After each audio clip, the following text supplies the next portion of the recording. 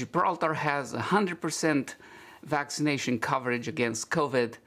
And some people have made the case that even though they had 100% vaccination coverage, things don't look good at all. So I got interested, and here is the data that I found for you. Has the COVID-19 vaccination effort paid off in Gibraltar, given they have reached 100% immunization coverage in their population? If you look at the numbers on this page in front of you here, while in terms of the whole world population, less than a third of the whole population in the world has been vaccinated fully against COVID-19. In Gibraltar, over 99%, essentially 100% of their population has been vaccinated. And in fact, in Gibraltar, this is the number that we will be using. Over 39,000 people have been fully vaccinated. We'll be using this number in a minute again. Another thing that I wanted to direct your attention to is this statistic about the number of cases and the number of deaths in Gibraltar since the beginning of the pandemic. This is from last year before COVID started, and they started keeping track. You see this huge spike over here in late December and January of this year, and then the cases dropped to almost nothing and stayed that way until about June, when we see this bump over here. And this is the time of the Delta variant, of course. So some people have raised the question, doesn't this represent a failure of the vaccination? Because, as you will see here, in fact, let me show you that right now. As of June 1st, 100% or over 99% of the population in Gibraltar was fully vaccinated with 2 doses of COVID-19 immunization. So again, the question is, if on June 1st things were looking good, and say you wait another couple of weeks for the vaccine to become fully effective, why do we see this spike in late June where the numbers start to go back up, and they haven't gone down to 0 even to this date? Well, allow me to present you one more number here, which we will be using in our calculations in a moment here. These are the number of deaths in Gibraltar. Again, you see the spike here last December and January. And then we see 3 cases that have occurred during the Delta time of the pandemic. Remember this number, we'll be using it in a minute here. Last but not least, I think the number that we do need to make our math work is the cumulative cases. As of June 1st, when again the 100% population vaccination rate has been achieved, Gibraltar had already accumulated almost 4,300 cases of COVID-19. And since then, like I said earlier, we see this bump over here, which happened post-vaccination, when the vaccine should have been fully effective.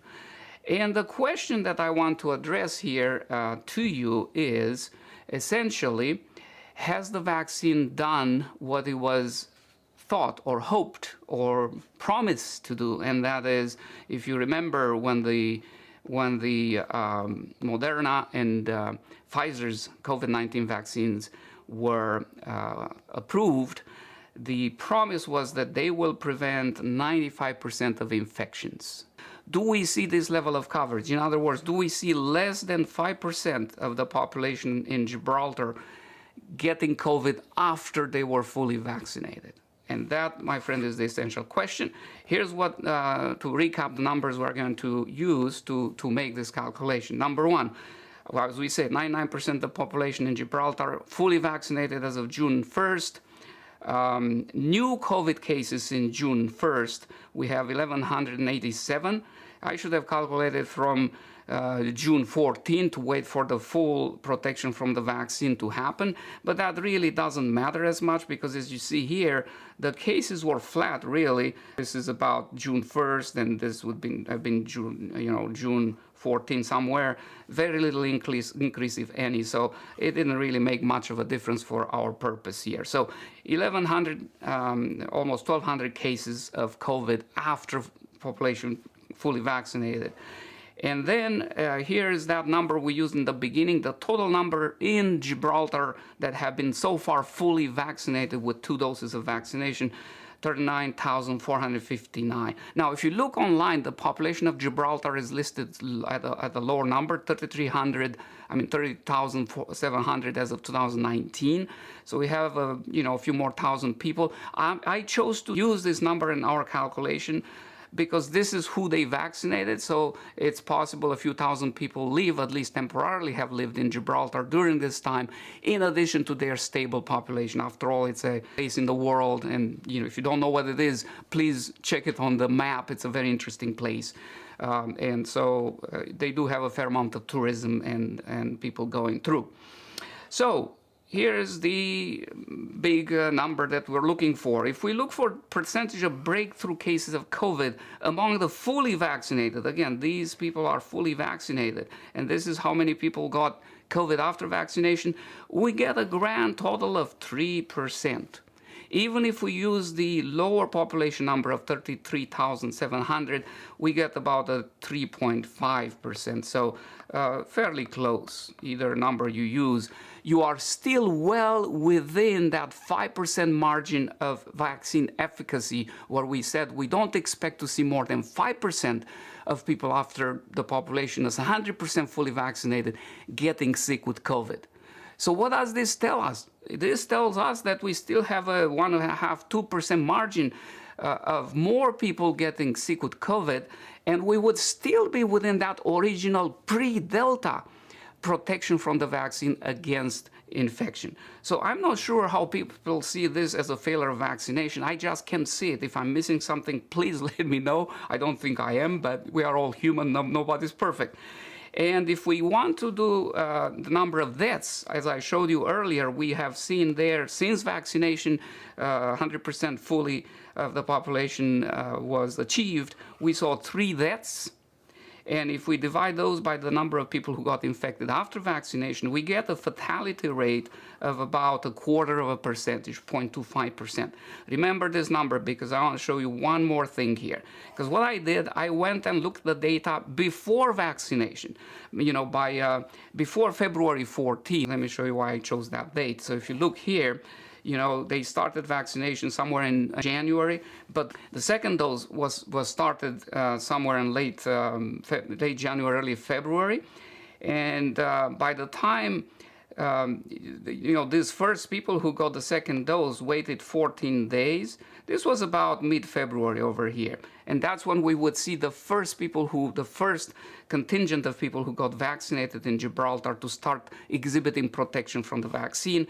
Because this interval here is a mixture of people who had been vaccinated and people who had not yet been vaccinated, I left that alone because it's a mix of people. We can't do pre or post-vaccination data on that category. That was the reason I left that out. And that's the reason I chose this February 14 as a date of looking at the before vaccination protection. So here are the numbers for that. Before February 14 or by February 14, they had 4223 cases of COVID in Gibraltar and a total of 84 deaths. The total of deaths to date are 97, so that in between time that I talked about really had, about 10 cases of COVID, so not a huge difference, but this is a more clear-cut statistic to run. And so if you divide the number of deaths by the number of cases, you get the fatality rate before COVID immunization of almost 2%. And so why is that important? Well, if we divide the fatality rate, or we compare the fatality rate before vaccination, when nobody was fully vaccinated, and you divide it by the fatality rate after everybody was vaccinated, what do you see? You see a drop in case fatality, in the death among the confirmed cases of COVID, by a whopping 8 times, my friend. So again, who is making the case that the vaccine didn't work in Gibraltar when we see a dramatic drop in mortality by about 8 times, and we see less than 5%, only 3% of the vaccinated, even with the Delta variant running its course there, like everywhere else in the world, still less than 5%, only 3 or 3.5% of the people getting infected with COVID. So this is the data on Gibraltar. Again, like if you guys have other numbers that I missed or I made some wrong assumptions here, please feel to post that. But the data is very clear, as I indicated earlier.